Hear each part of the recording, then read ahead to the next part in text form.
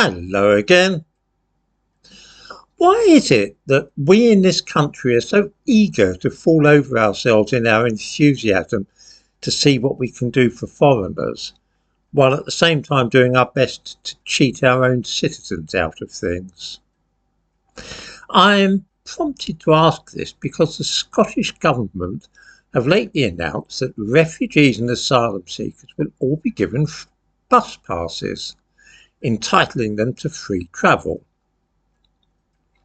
This scheme will cost around £2 million, and it will, it seems, reduce feelings of isolation for those seeking asylum in Scotland. It is perhaps unfortunate that this has been announced while anger at the scrapping of winter fuel payments for 10 million old people is still so fresh in our minds. It is a perfect instance of putting anybody but our own people at the head of the queue. On the one hand are people who have spent 50 years paying taxes and making national insurance contributions, and on the other are a group of predominantly young men who have not paid a single penny into our country. For most of us, the choice between which of these two groups to help is straightforward and obvious. What could possibly impel us to offer aid to the foreigners rather than our own vulnerable people? The answer to that is, of course, that ideology would cause you to choose the people who had contributed nothing at all to society, rather than to reward those who had given a great deal. There is no justice in such a decision, neither rhyme nor reason behind it, but it just feels right in the current climate of this country.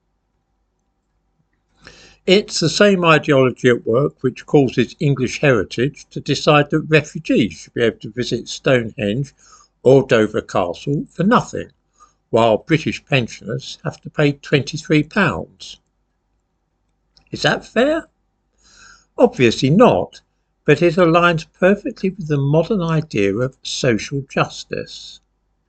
Social justice, you see, is a different kettle of fish entirely from the ordinary run-of-the-mill kind of justice with which we are all of us acquainted.